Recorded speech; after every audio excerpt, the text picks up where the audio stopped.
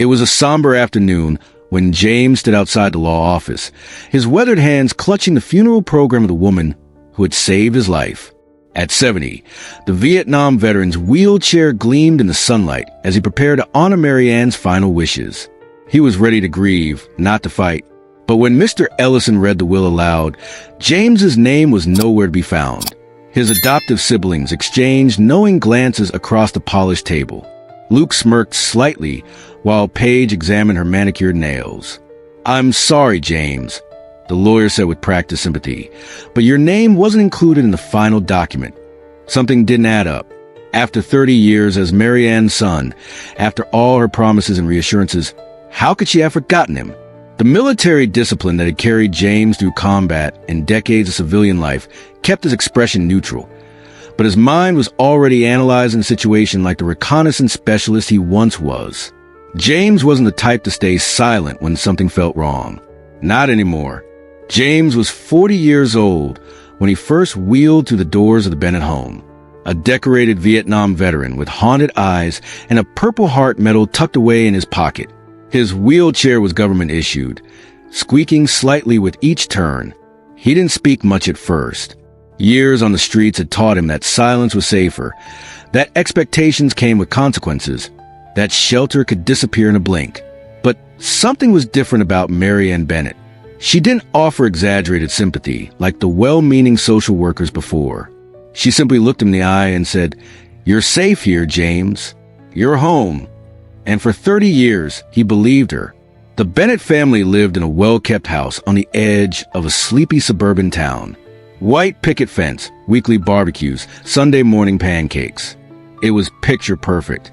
But behind closed doors, it wasn't always so kind. The Bennetts had 2 biological children, Luke, who was 38, and Paige, who was 42 when James arrived.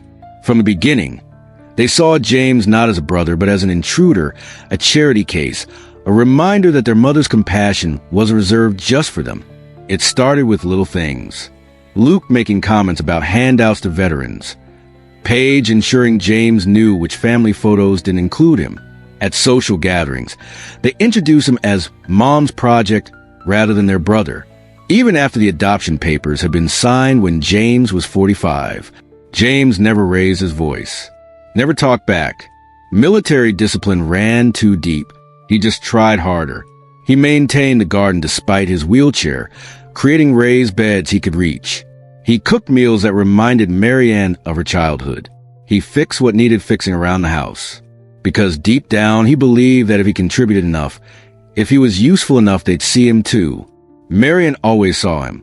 She was the one who defended him when Luke mocked his nightmares, who sat with him during thunderstorms when the PTSD hit hardest, who told him over and over again that he mattered, that he was loved, that no matter what, he would always have a place in her heart and in her will. It wasn't something she said lightly. She'd bring it up gently, sometimes while gardening together or sharing coffee on the porch. "You don't have to worry, James," she once told him. "I've made sure you're taken care of. Just like Luke and Paige, you're my son too." James never asked for it. He didn't need her money or her house. What he needed was the acknowledgement, the reassurance that he hadn't imagined in years, the late-night talks, the birthday cakes with his name carefully piped in blue frosting. After Marianne was diagnosed with cancer, everything started to shift. The house grew tense, filled with whispers and sideways glances. Luke and Paige visited more frequently, but not to comfort their mother. They hovered like vultures, not around her bed, but around her belongings, whispering about the house, the antiques, the investments, as if their mother wasn't still breathing in the next room. James stayed by her side, his wheelchair positioned next to her bed. He read to her when her voice gave out. He brought her tea brewed exactly how she liked it. He helped the nurses position her when her body grew too weak to move on its own. His military training had taught him to never abandon his own. And to James, Marianne was family in every way that mattered. One evening, when pain kept her awake, she asked him for a strange favor. "James," she whispered, her voice thin but determined, "could you install a small camera in my study? Just for peace of mind." He didn't ask questions. 30 years of military service in life had taught him when to follow orders without hesitation. He simply nodded, wheeled himself to the store the next day, and returned with a small, discreet camera.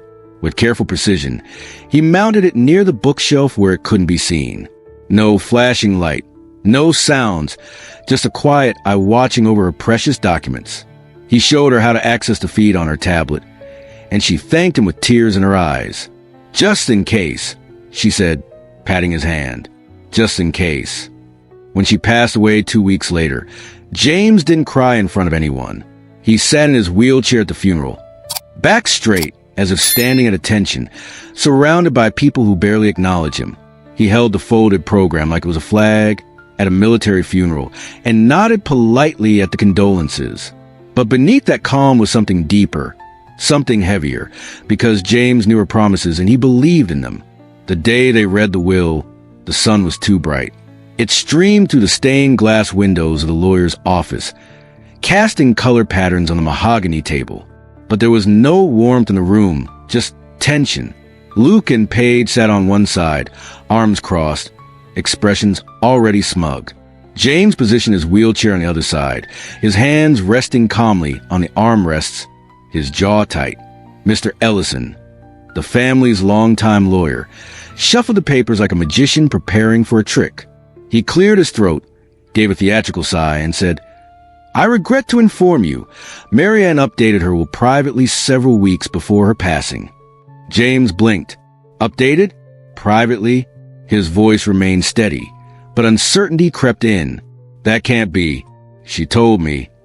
Ellison held up a hand. "There is only one copy, this one." He slid a stapled set of papers across the table. It was witnessed by staff at her care facility. "Unfortunately, your name, James, isn't included in the final distribution." Luke didn't even try to hide the smirk that tugged at the corner of his mouth. "Guess Mom finally saw clearly in the end." Paige glanced sideways at James, almost pitying, but not quite, not really. It was all there in black and white. The house, the accounts, the trust, everything. A split between Luke and Paige. Nothing for James. Not even a mention. As though he'd never existed. As though he hadn't held her hand in her final hours. James's mind reeled. No mention, not even one word. But his heart wasn't broken. It was suspicious, because he remembered something. Something important. 1 week before her death, when her body was frail but her mind still clear, his mother had asked him for that camera. "James," she had whispered from her bed, "can you install one of those little cameras in my study? Just for peace of mind. Sometimes I think people might be going through my things." He hadn't questioned it. He'd simply done it. A small, discreet lens tucked near the bookshelf where it couldn't be seen. Now, sitting at that table, watching Mr. Ellison lie with legal polish, James remembered every detail. Every cable he'd hidden behind the molding. Every password he'd set on the cloud account. Every promise she had made him. That night, the house felt emptier than ever.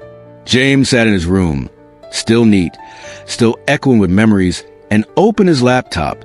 His fingers, once nimble enough to disarm explosives in the jungle, now moved carefully across the keyboard as he logged into the hidden account tied to the camera feed.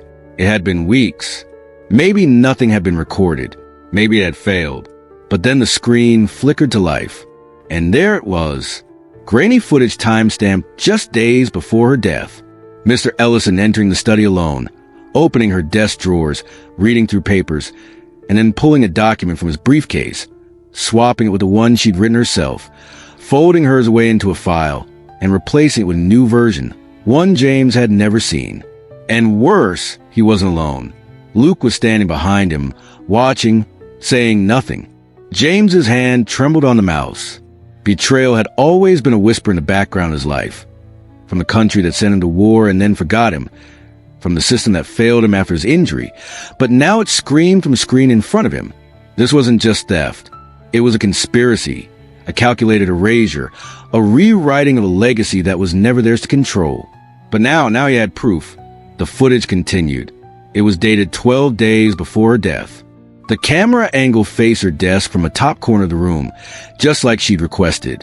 His mother sat there, her posture frail, but her voice steady. Alone in the room, she looked into the lens and began to speak. "This is for clarity," she said, her voice thin but firm. "My will states that everything I own should be divided equally among my 3 children. Yes, 3. Luke, Paige, and James." James's breath caught. "I know some may not agree. I know some never fully accepted him. But he is my son.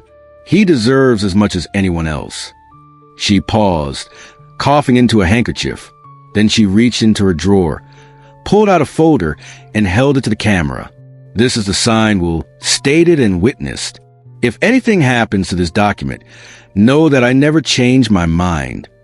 James downloaded the footage onto a flash drive. Then he closed the laptop, adjusted his wheelchair, and reached for his jacket. It was time. Mr. Ellison looked up from his desk the next morning, not expecting to see James wheel through his door. The same office, the same false smile. But James didn't take a seat this time. He simply rolled up to the desk, pulled a small flash drive from his pocket, and placed it gently on the polished wood. "What's this?" Ellison asked. "Clarity," James replied, his voice calm, almost soft. Ellison reached for the drive, but James held up a hand. "Before you watch that, I suggest you think very carefully about the last time you were in my mother's study." Ellison froze.